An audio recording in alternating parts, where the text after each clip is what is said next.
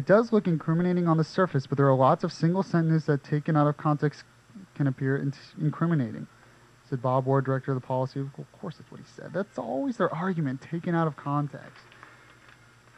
I don't understand why. In another alleged email, one of the scientists apparently refers to the death of a prominent climate change skeptic by saying, "In an odd way, this is cheering news."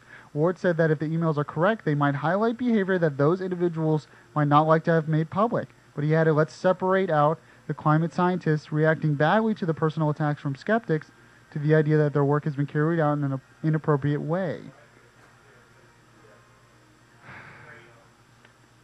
And this is just one example.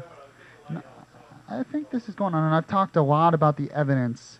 And the biggest thing for me is they're worried about these glaciers that are floating in the ocean, that those might melt, that the Arctic ice might melt, that it would rise to sea levels. And so I'm going back to the experiment. I want you to fill up your glass with ice, fill it up with water all the way to the top, let the ice melt. Tell me, is that cup overflowing? What is it? No, because that's not how it works. There's a lot of things in this.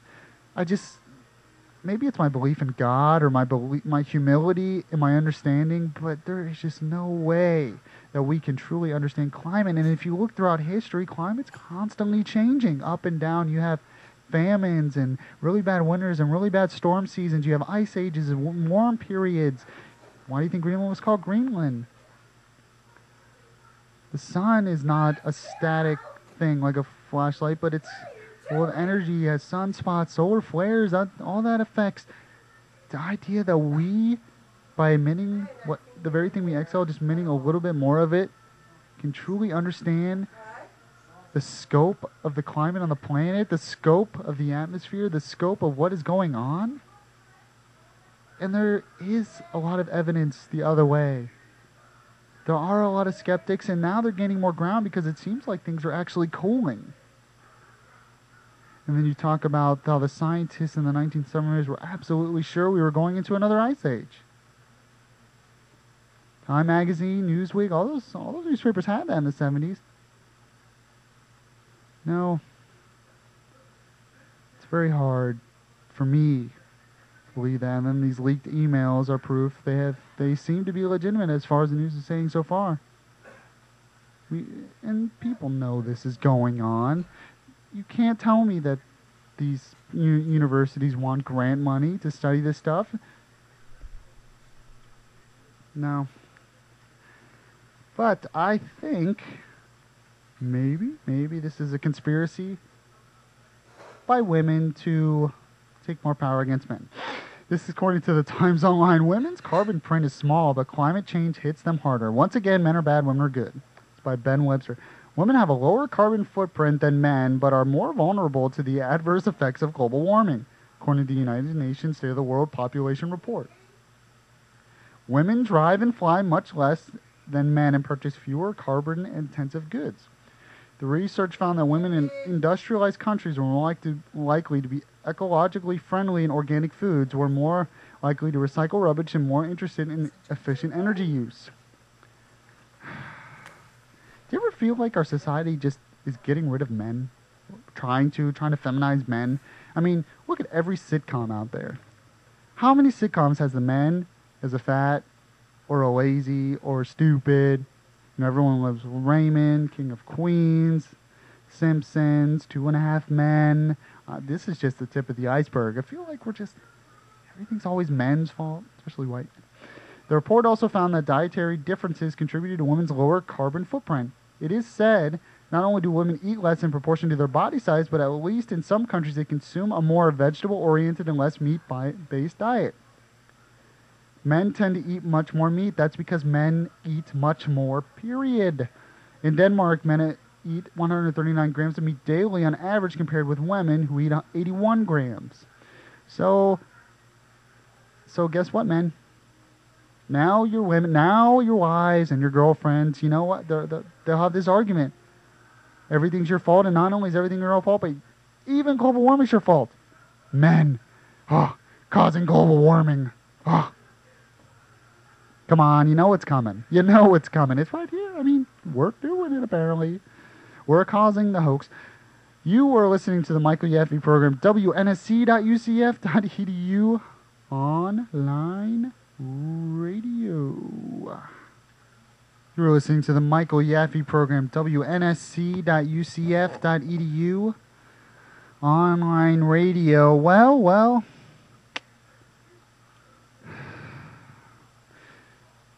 Florida, the state of Florida, they used to be the smart ones in terms of economics, in terms of getting businesses to hire more, in terms of getting businesses to come to Florida.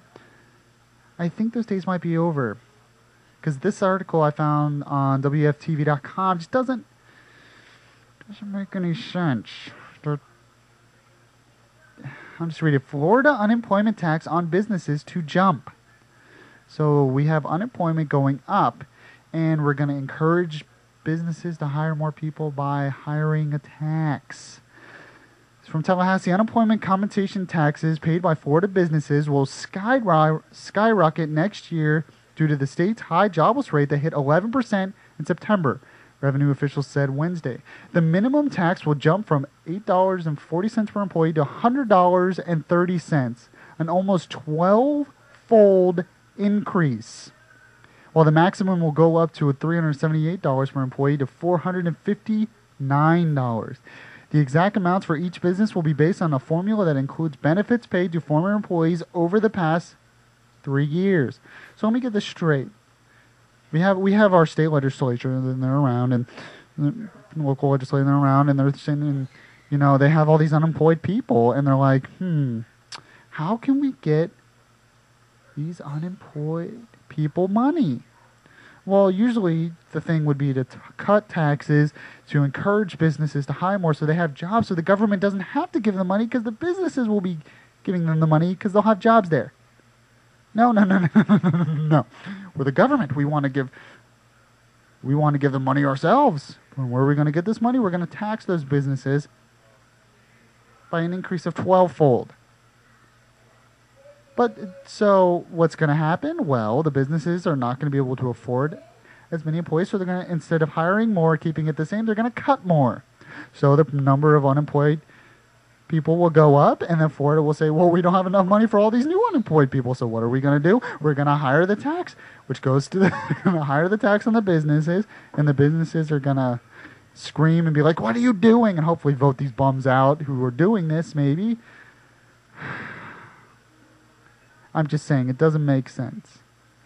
Under a worst-case scenario, that would mean a $3,672 tax bill for Tallahassee builder Ed Dion, who has 8 workers. Dion's payment for this year was under $400, but he expected it to go up somewhat because he's had to pay benefits for 2 former employees since the rate was calculated. He said he isn't sure he has the money to cover such a big increase after going through his life savings to keep his business afloat. See, it's just common sense, people. I understand that the government needs money. This is the problem with overexpanding any government based on entitlement programs like unemployment. This is the problem. It hurts private business, which is the real contributor to the economy.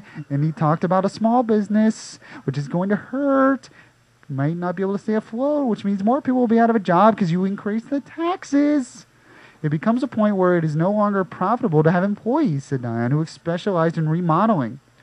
I'm in a situation where I have to decide between putting food on my table or putting people on the street. Florida is among 33 states that will increase unemployment compensation taxes next year, according to National Association of State Workforce Agencies. The main driving factor in all of this, unfortunately, is the recession, said Robert Babin, Legislative Service Director for the Florida Department of Revenue. Of course, the citizens need the aid. What about citizens need the aid? The citizens don't need the aid. The citizens need jobs. And the way to get jobs is to get rid of regulations and taxes to encourage them to hire more. Do steps encourage these jobs to hire more. They don't need aid. Nobody needs government aid. What they really need is a job.